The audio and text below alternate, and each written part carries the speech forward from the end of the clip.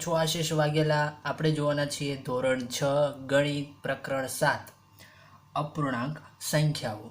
તો જોઈએ એમાં. તો સૌપ્રથમ આ ચેપ્ટરની અંદર આપણે સમજીએ અપૂર્ણાંકો.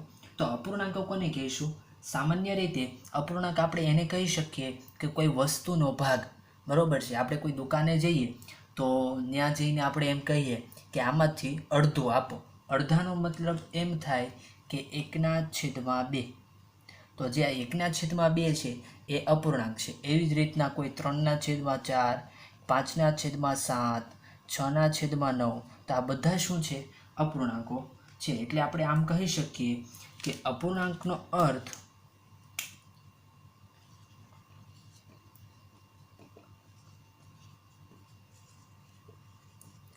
થાય છે કે સમૂહ અથવા પ્રદેશનો એક ભાગ. સમૂહ અથવા પ્રદેશનો એક ભાગ એને આપણે કહીશું પ્રદેશનો એક ભાગ એને આપણે કહીશું અપૂર્ણાંકો. તો અપૂર્ણાંકમાં 1/2, 3/4, 5/7 અને 6/9 આ બધા અપૂર્ણાંકો છે એને સમજવાનો પ્રયત્ન કરીએ. તો 1/2 છે એમાં જે 1 છે એને આપણે કહીશું અંશ અને જે 2 છે એને આપણે કહીશું છેદ. એવી રીતના 3/4 છે એને 3 છે એ અંશ છે, 4 છે એ છેદ છે, 5/7 છે તો એમાં 5 છે એ શું થશે? અંશ, 7 છે એ છેદ. તો આવી રીતના અપૂર્ણાંકમાં ઉપર જે હોય એને અંશ કહીશું અને નીચે જે હોય એને આપણે કહીશું છેદ. આગળ જોઈએ.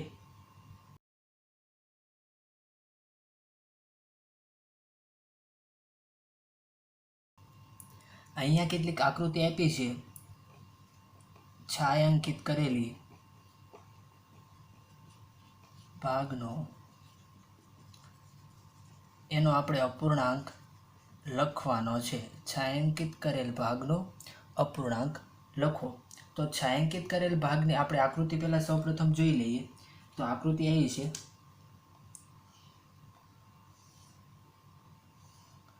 કોઈ લંબચોરસ છે. બરોબર છે. અને બીજી આકૃતિ છે વર્તુળની. બરોબર છે. તો આ આકૃતિ પેલી છે એમાં ભાગ પાડેલા છે આવી રીતના અને આના ભાગ આ રીતે પાડેલા. તો હવે શું કરશું? સાંભળજો. આ જે ભાગ છે એ છાयांकित કરેલો છે. બરોબર છે. અને આમાં જે ભાગ છે એ આ ભાગ છે એ છાयांकित કરેલો છે. તો આપણને એમ કીધું છે કે છાयांकित કરેલ ભાગનો અપૂર્ણાંક લખો. તો કઈ રીતે લખશું છાयांकित કરેલ ભાગનો અપૂર્ણાંક? તો સૌપ્રથમ તો ધ્યાન રાખો કે જે છાयांकित ટોટલ ભાગ છે એ કેટલા છે? 1, 2, 3, 4, 5, 6. તો અહીં છેદમાં આવશે 6. છેદમાં લખવાના 6. અને આ જે 6 છે એ સરખા ભાગ હોવા જોઈએ. માનો કે કોઈ આમ ત્રિકોણ આપ્યો છે અને એના 3 ભાગ આપ્યા છે ને એમ કીધું છે છાयांकित કરેલ ભાગનો અપૂર્ણાંક લખો. તો આ ત્રણેય ભાગ કેવા છે? જુદા જુદા. તો આનો છાयांकित કરેલ ભાગ આમ લખી શકાય નહીં. છેદમાં આપણે 3 લખી શકીએ નહીં કારણ કે આ સરખા ભાગ નથી. એટલા માટે જે 6 છે એ સરખા ભાગ હોવા જોઈએ. છેદમાં જેટલા ભાગ લખીએ એ 6 ભાગ કેવા છે? સરખા. એટલા માટે અહીં 6 લખ્યા છે. હવે ટોટલ ભાગ 6. હવે છાयांकित કરેલ ભાગ કેટલા છે? 2. તો અહીંયા લખશું 2. તો આ થઈ ગયો આપણો અપૂર્ણાંક. એવી જ રીતના આ આકૃતિનો લખવો હોય તો ટોટલ સરખા ભાગ કેટલા છે? 2. તો છેદમાં લખશું 2 અને અંશમાં શું આવશે? અહીં અંશમાં શું આવશે? તો કે છાयांकित કરેલ ભાગ. હવે છાयांकित કરેલ ભાગ કેટલો છે? અહીંયા છે 1. તો અહીં લખશું 1. તો 1/2. એવી જ રીતના તમને કોઈ બીજી આકૃતિ હું ઉદાહરણ તરીકે આપું. કેવી આકૃતિ? તો કે માનું કે આમ કોઈ આકૃતિ આપી છે. આના સરખા ભાગ 3 છે. બરોબર છે. એમાંથી છાयांकित કરેલ ભાગ છે એ આ 2 છાयांकित કરેલ ભાગ છે. તો આનો અપૂર્ણાંક લખવો હોય તો તમે કઈ રીતે લખી શકશો? તો સૌપ્રથમ તો છેદમાં આપણે લખશું છાयांकित કરેલ કુલ સરખા ભાગ. છેદમાં આપણે લખશું કુલ સરખા ભાગ. તો અહીં કુલ સરખા ભાગ કેટલા છે? 3. તો 3 છાयांकित કરેલ ભાગ કેટલા છે? 2. તો અહીં આવશે અંશમાં 2. બરોબર છે. તો આ રીતે આનો અપૂર્ણાંક આમ થાય. આગળ જોઈએ આપણે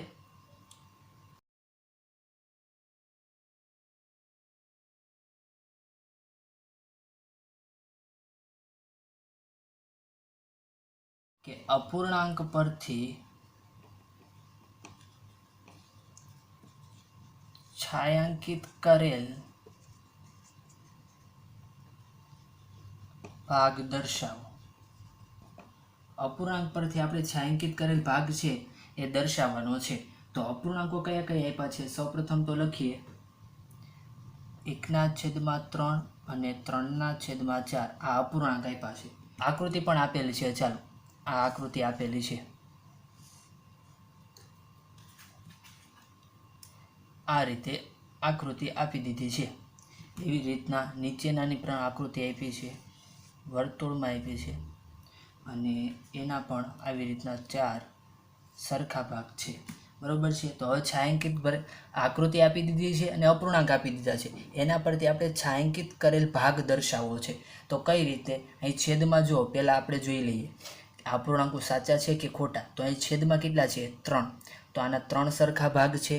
હા, તો અહીં 3 આવશે તો સાચું છે. એવી રીતના અહીંયા છેદમાં 4 છે. એનો મતલબ એમ કે આના 4 સરખા ભાગ છે. તો 1 2 3 4 4 સરખા ભાગ છે. આ તો અપૂર્ણાંક સાચો છે. એવી રીતના ઉપર જે અંશમાં લખ્યો હોય એનો મતલબ શું હોય કે એ 3માંથી એક ભાગ છે એ છાयांकित કરેલ છે. હવે અહીંયા 3 ભાગ છે, એમાંથી એક ભાગ છાयांकित કરવો છે. તો આ 3માંથી ગમે એ ભાગ આપણે છાयांकित કરી શકશું, કારણ કે ત્રણેય ભાગ કેવા છે? સરખા. તો આપણે આ ભાગ છે એને આપણે છાयांकित કરીએ. બરોબર છે. એવી રીતના આ 4 સરખા ભાગ છે, એમાંથી કોઈ પણ 3 ભાગ તમે છાयांकित કરી શકો છો, કારણ કે અહીં 3 છે એટલે 3 ભાગ છાयांकित કરેલા છે.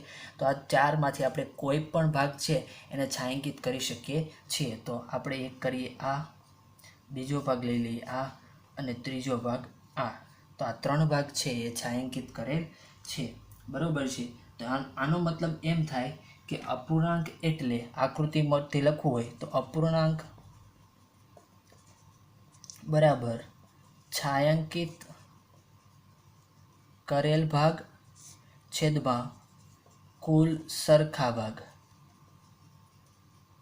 છાयांकित કરેલ ભાગ છેદમાં કુલ સરખા ભાગ.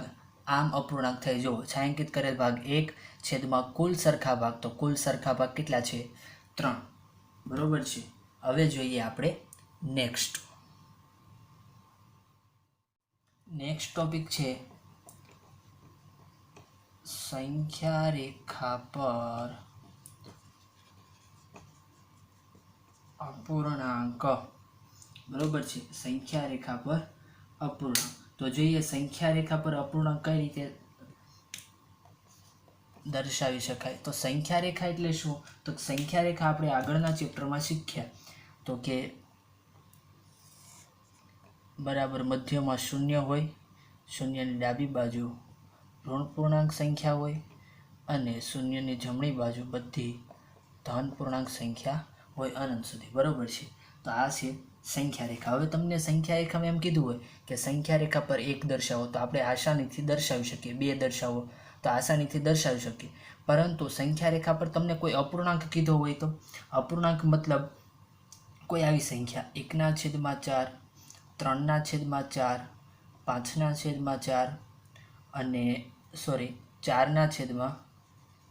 બરોબર છે. 1/3 અને 4/4 આવું તમને કીધું હોય તો સંખ્યા રેખા પર તો કઈ રીતે? તો સૌપ્રથમ સંખ્યા રેખા પર આ દર્શાવવા માટે આપણે તો જે 1/4 છે એનો મતલબ એવો થાય કે 1ને 4 વડે ભાગવાના છે.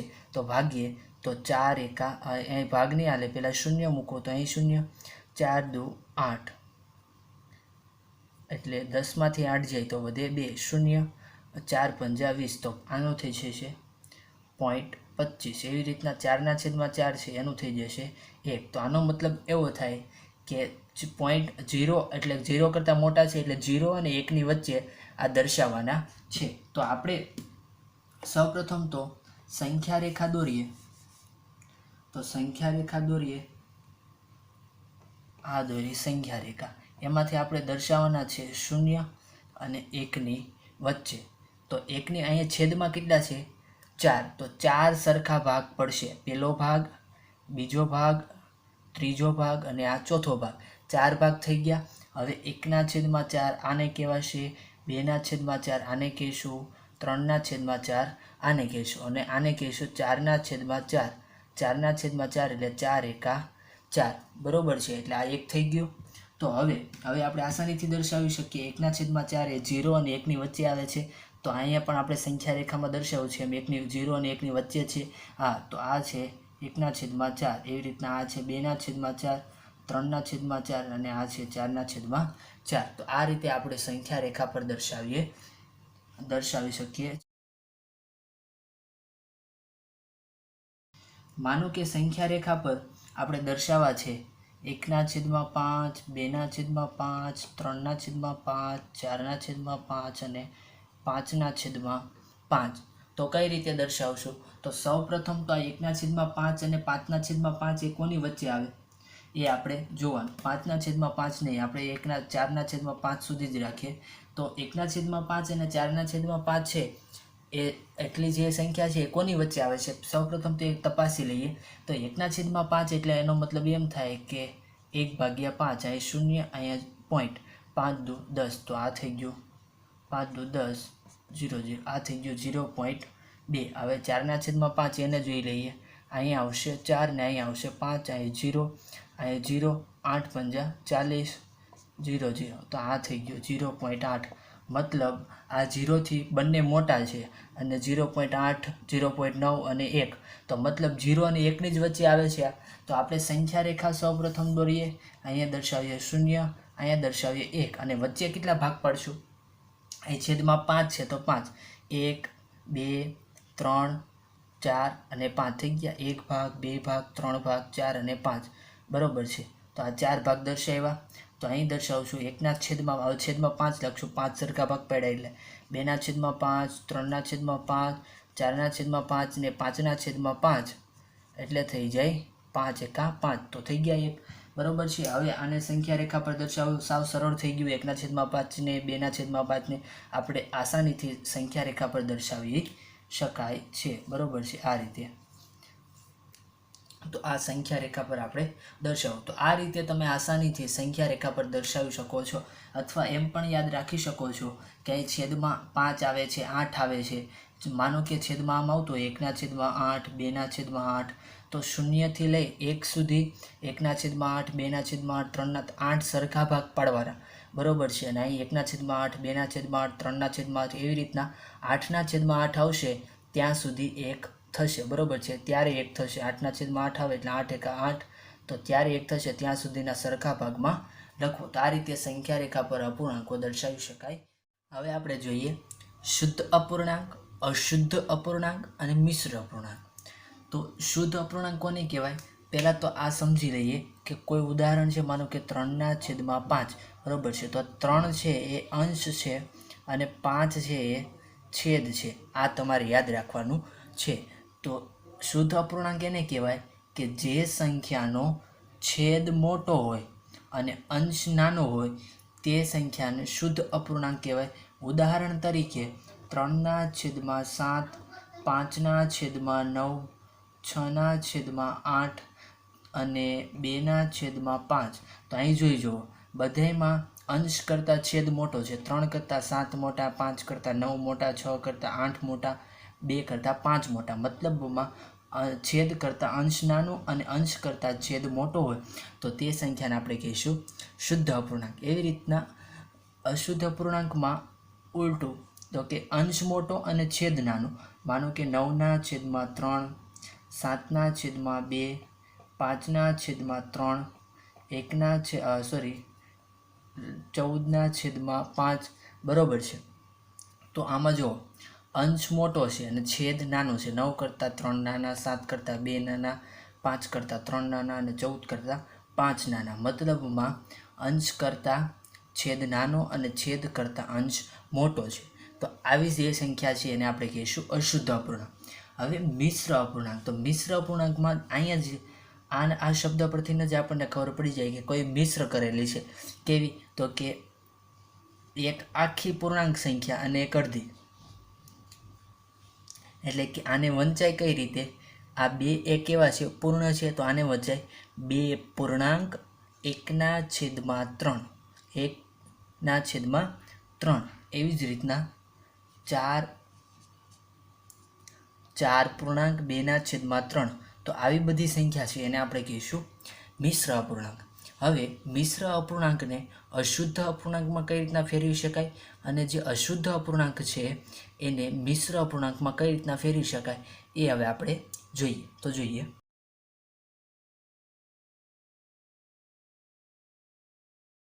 તો ઉદાહરણ લઈએ અશુદ્ધ અપૂર્ણાંકનું 15/2.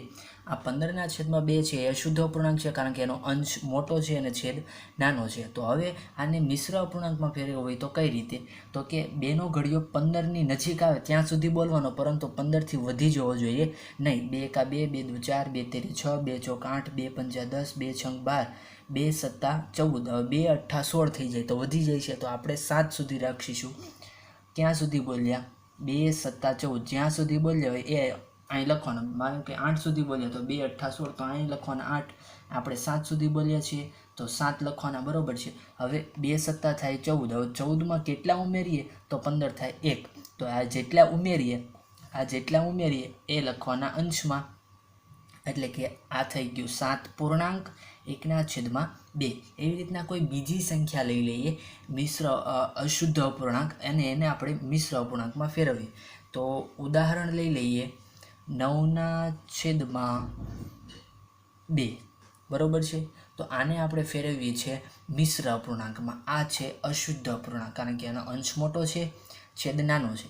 હવે 2નો ઘડિયો 9ની નજીક આવે ત્યાં સુધી બોલવાનું, પરંતુ 9થી વધવો જોઈએ નહીં. તો 2 એકા 2, 2 દુ 4, 2 તેરી 6, 2 ચોક 8, 2 પંજા 10.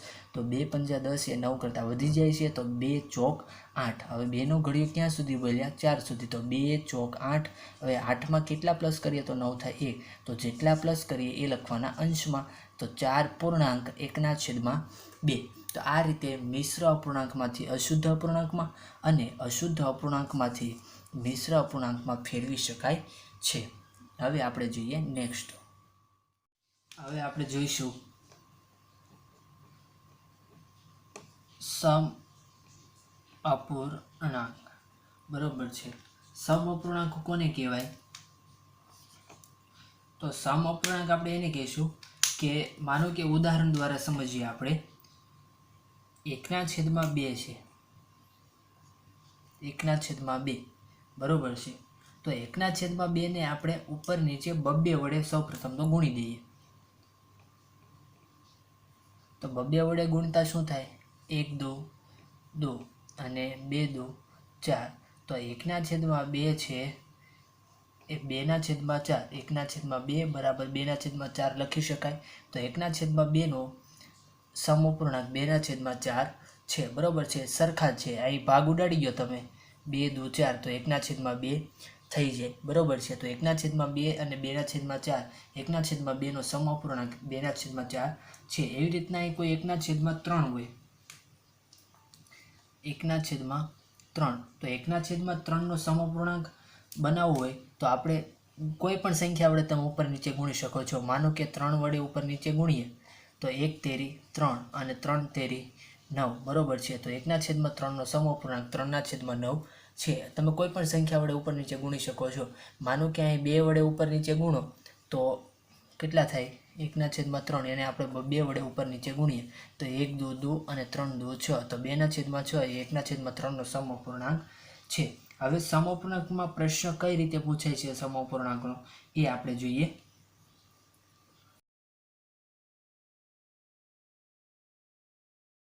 તો પ્રશ્ન એ રીતે પૂછાય છે કે 1/2 બરાબર અહીંયા આપી દીધા હોય તમને 12.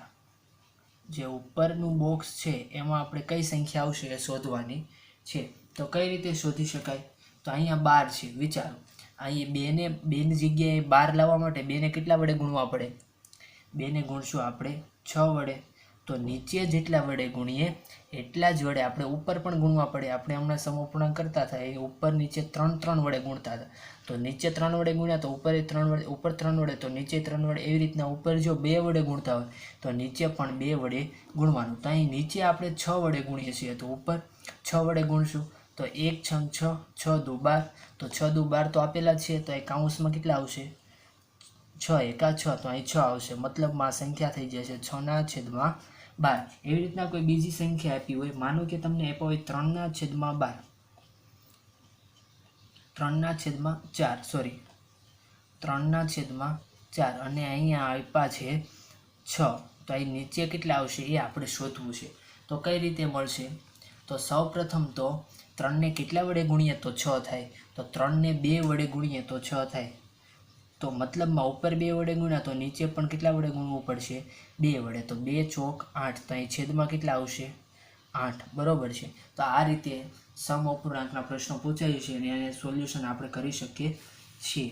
હવે જે જવાબ આવ્યો છે 6/12, 6/8 એ સાચું છે કે ખોટું એ જાણવું હોય તો કઈ રીતે મળશે જાણવા? તો આપણે આના ભાગ પાડી ઉડાડી દેવાના. માનો કે આના ભાગ કેટલા થાય? 3 દુ 6. એવી રીતના આના થાય 4 દુ 8. તો 2 ઉડી ગયા, વધ્યા 3/4. તો 3/4 પાછા આવી ગયા. જો અહીં પહેલાં 3/4 જ આપ્યા હતા, પાછા 3/4 આવી ગયા. તો આપણી જે સંખ્યા મેળવી એ સાચી છે. એવી રીતના અહીંયા 1/2 અને અહીં 6/12 આવ્યા. તો 6/12 ના ભાગ પાડો તો 6, અહીં 6 દુ થઈ જાય 12. 6 કેન્સલ, ઉપર 1/, ઉપર કાંઈ નથી તો 1, 1/2. તો પાછો 1/2 આવી ગયા. બરોબર છે. તો આ સંખ્યા કેવી છે? સાચી છે. આ રીતે પણ તમે તપાસી શકો છો સાચી છે કે ખોટી. નેક્સ્ટ જોઈએ આપણે અતિ સંક્ષિપ્ત સ્વરૂપ. તો અતિ સંક્ષિપ્ત સ્વરૂપ કઈ રીતે અતિ સંક્ષિપ્ત સ્વરૂપ કાઢી શકાય? માનો કે કોઈ ઉદાહરણ આપ્યું છે 18/27. તો 18/27 છે એને આપણે ભાગ પાડી અને નાની સંખ્યા બનાવવાની છે. એને આપણે કહીશું અતિ સંક્ષિપ્ત સ્વરૂપ. તો કઈ રીતે? તો 18 છે એના ભાગ પાડો અને 27ના ભાગ પાડો.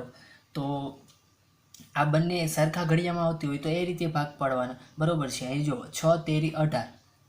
તો 6 તેરી 18. એવી રીતના અહીંયા થઈ જશે 9 તેરી 27. બરોબર છે. તો 3ના ઘડિયામાં બંને આવે છે 6 તેરી 18 અને 9 તેરી 27. તો અહીં 3 કેવા થઈ જશે? કેન્સલ. તો 6/9. તો શું આનું અતિ સંક્ષિપ્ત સ્વરૂપ 6/9 છે? નહીં, કારણ કે 6/9 છે એના પણ હજી ભાગ પડે છે.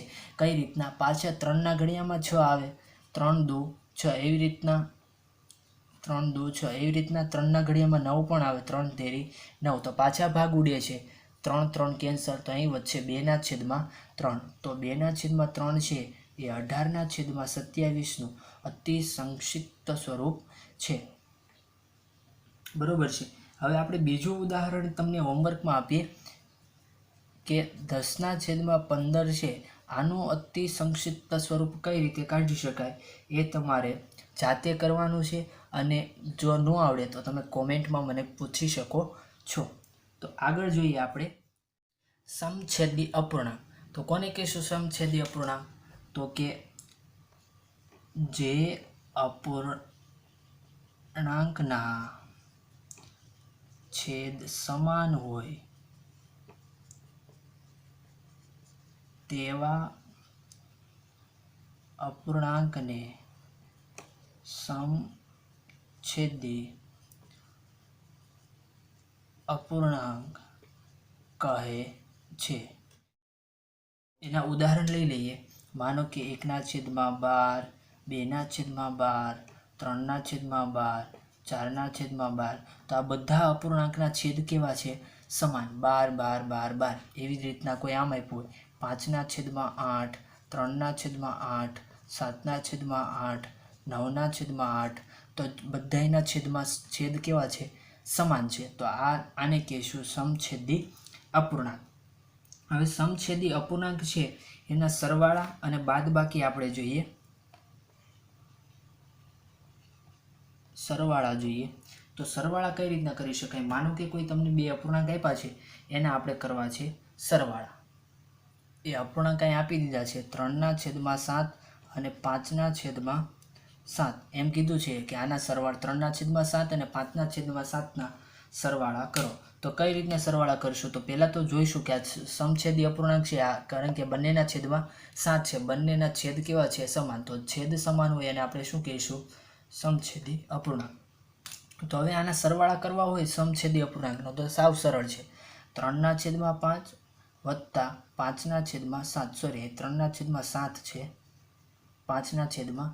તો આના સરવાળા કઈ રીતે કરી શકાય? તો અહીંયા જુઓ, બંનેના છેદ કેવા છે? સમાન. તો છેદ સમાન હોય તો એને એકવાર લખીને ઉપર સરવાળો કરવાનો છે. તો સરવાળાની નિશાની બંનેનો સરવાળો, બરોબર છે. જો બાદબાકી હોય તો બાદબાકી. ચાલો, 3 + 5 કેટલા થઈ જશે? 8 અને છેદમાં 7 છે તો 7. તો આનો સરવાળો થઈ ગયો 8/7. એવી રીતે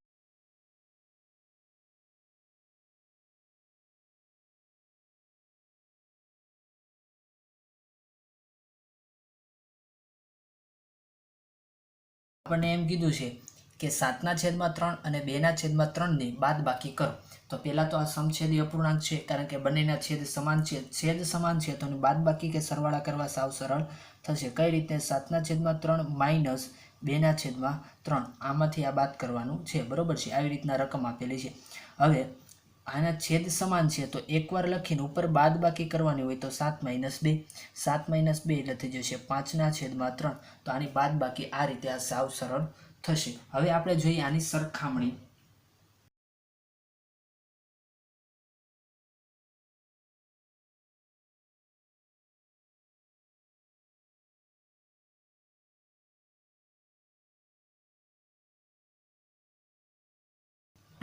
તો હવે આપણે આની સરખામણી કરવાનું કીધું છે. તો કઈ રીતે સરખામણી કરીશું? તો એટલે એમ કીધું છે સરખામણી કે આ બંને અપૂર્ણાંકમાંથી મોટો કયો અપૂર્ણાંક છે. હવે આ બંનેના છેદ સમાન છે, તો તે કેવો અપૂર્ણાંક છે? સમછેદી અપૂર્ણાંક છે. હવે સમછેદી અપૂર્ણાંકની સરખામણી કરવી હોય તો સાવ સરળ. આ બંનેમાંથી કયો મોટો છે એ કેવું આસાન થઈ જાય. કેમ? માનો કે બંનેના છેદ સમાન છે, 12, ઉપર 1 અને 2 છે. તો છેદ સમાન હોય તો ઉપરની સંખ્યા મોટી એ અપૂર્ણાંક મોટો. આ બંનેના છેદ સમાન છે.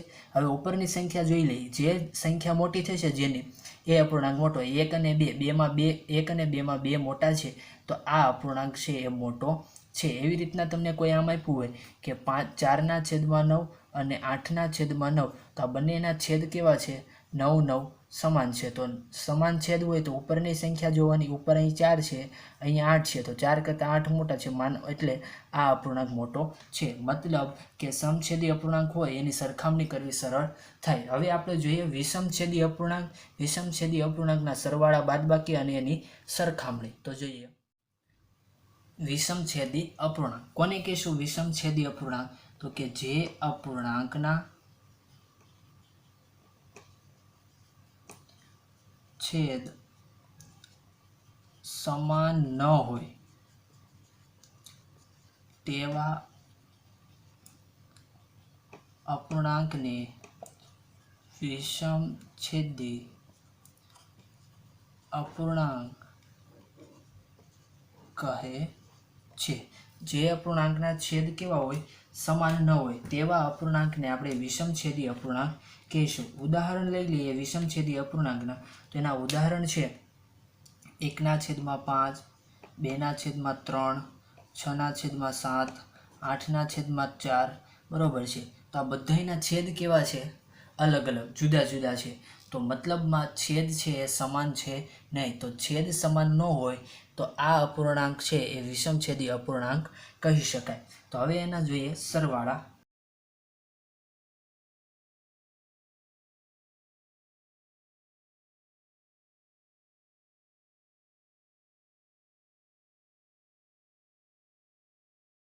હવે સમછેદી અપૂર્ણાંકમાં આપણે જ્યારે સરવાળો કરતા હતા ત્યારે બંનેના છેદ સમાન હતા, એટલે એકવાર લખીને ઉપર બંનેનો સરવાળો કરી નાખતા હતા. પરંતુ અહીંયા એવું નહીં થાય. કેમ? કારણ કે છેદ જો જુદા જુદા છે. તો આનો સરવાળો કઈ રીતે કરવો? તો આનો સરવાળો આ રીતે થશે. કઈ રીતે? તો કે પહેલાં તો બંનેના છેદ સમાન કરશું, અને બંનેના છેદ સમાન થઈ જાય પછી એ છેદને એકવાર લખીને ઉપર બંનેનો સરવાળો કરી નાખશું. તો હવે પ્રશ્ન એ છે કે છેદ સમાન કઈ રીતે કરશું? તો અહીંયા છેદ સમાન કરવા માટે આપણે લેવો પડશે લસા. શું લેવો પડશે? લસા. તો લસા કઈ રીતે લઈશું? તો કે આ બંનેના ઘડિયામાં કઈ એવી સંખ્યા છે જે સમાન આવે છે. 5નો ઘડિયો અને 6નો ઘડિયો. તો 5 એકા 5, 5 દુ 10, 5 તેરી 15, 5 ચોક 20, 25 25 ને 5 છંગ 30. એવી રીતના 6 પંજા પણ 30 થાય. તો બંનેના ઘડિયામાં 30 એ એવી સંખ્યા છે કે બંનેમાં સમાન આવે છે. તો આનો લસા થઈ જશે 30. હવે મારે અહીંયા 30 લાવવા હોય તો કેટલા વડે ગુણવા પડે? 6 વડે ઉપર નીચે ગુણીશું. 6 એને ગુણ્યા 3/5. જુઓ 6 પંજા 30 થઈ જશે. અહીં સરવાળો. ચાલો એવી રીતના 4/6. તો અહીં છેદમાં મારે લાવવા છે 30. તો આને કેટલા વડે ઉપર નીચે ગુણી? 5 વડે, કારણ કે 6 પંજા 30. ચાલો હવે થઈ જશે 6 તેરી 18/30 વત્તા 4 પંજા 20/6 પંજા અને 30. હવે છેદ સમાન થઈ ગયો. તો હવે આપણે આનો સરવાળો કરો, આસાન થઈ ગયો. અહીંયા 30 અને ઉપર બંનેનો સરવાળો. તો 18 અને 20 કેટલા થઈ જશે? 38. તો આનો સરવાળો થઈ જશે 38/30. હવે આની જોઈએ આપણે બાદબાકી.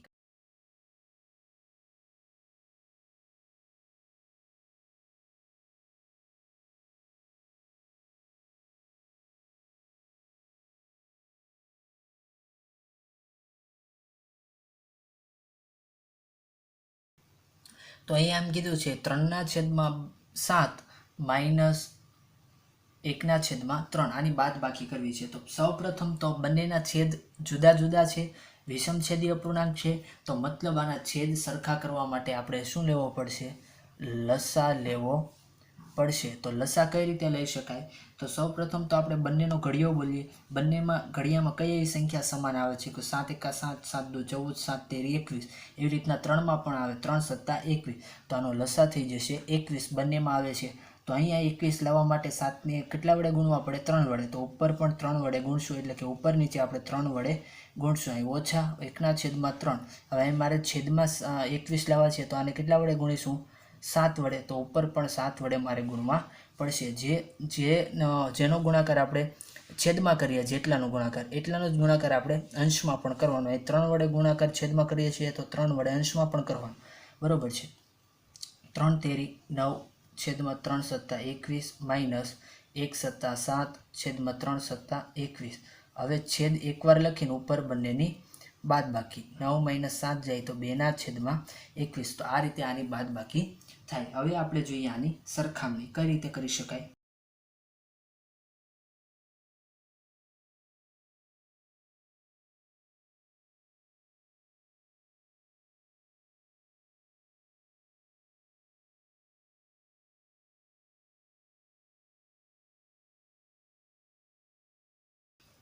એમ કીધું છે કે 1/5 અને 2/3ની સરખામણી કરો.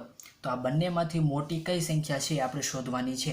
હવે સમછેદી અપૂર્ણાંકમાં એવું હતું કે બંનેના છેદ સમાન હતા. તો આપણે ઉપરની જે સંખ્યા છે એને જોઈને આપણે કહી શકતા હતા કે કયો જે મોટી એ સંખ્યા મોટી. બરોબર છે. તો અહીંયા છેદ પહેલાં આપણે સમાન કરશું, પછી આપણે ઉપરની સંખ્યા જોઈશું અને એના આધારે આપણે કહીશું. તો છેદ સમાન કરવા માટે અહીં લેવો પડશે લસા. તો લસા લેવા માટે આપણે બંનેના ઘડિયા બોલીશું અને જે અંક બંનેમાં સમાન આવશે એ આપણો લસા થઈ છે. અહીં જો 5 તેરી 15 અને 3 પંજા 15. તો 15 છે બંનેના ઘડિયામાં આવે છે, તો એનો લસા થઈ ગયો 15. તો હવે અહીંયા 15 લાવવા માટે 1/5. તો આ છેદમાં મારે 15 લાવવો હોય તો કેટલા વડે 5ને ગુણવા પડે? 3 વડે. તો ઉપર પણ આપણે 3 વડે ગુણશું. બરોબર છે. એવી જ રીતે 2/3 છે, એમાં છેદમાં મારે 15 લાવવા માટે કેટલા વડે ગુણવા પડશે? 3ને 5 વડે. તો આપણે ઉપર પણ 5 વડે ગુણશું. 2/3 છેદમાં 5 વડે. 5 તેરી 15. તો અહીંયા પણ 5 વડે હું ગુણીશ. હવે ચાલો આ સંખ્યા કઈ થઈ ગઈ? 3 એટલે 1 તેરી 3. તો અહીં 3 3 પંજા 15. તો 15. એવી જ રીતે 2 તેરી 2 પંજા 10 અને 3 પંજા 15. તો હવે જુઓ બંનેના છેદ સમાન થઈ ગયા. તો હવે અંશનો આપણે જે અંશની જે સંખ્યા છે એના આધારે આપણે કહી શકીએ બંનેમાંથી કોણ મોટું છે. તો અંશમાં એ 10 મોટા છે, તો મતલબમાં આ સંખ્યા છે એ મોટી છે. આના પહેલાં બંનેના છેદ સમાન કરવાના અને પછી આપણે કહી શકીએ ઉપરનો અંશ જોઈને આપણે કહી શકીએ કે કઈ સંખ્યા મોટી છે. તો આ રીતે આપણે વિષમછેદી અપૂર્ણાંકની સરખામણી કરીશું. પહેલાં તો છેદ સમાન કરીશું અને પછી અંશની જે સંખ્યા મોટી હશે એના આધારે આપણે કહી શકીશું કે કઈ સંખ્યા મોટી છે. તો બસ એટલું જ આ ચેપ્ટરની અંદર જોવાનું હતું. તો જોતા રહો અને શીખતા રહો.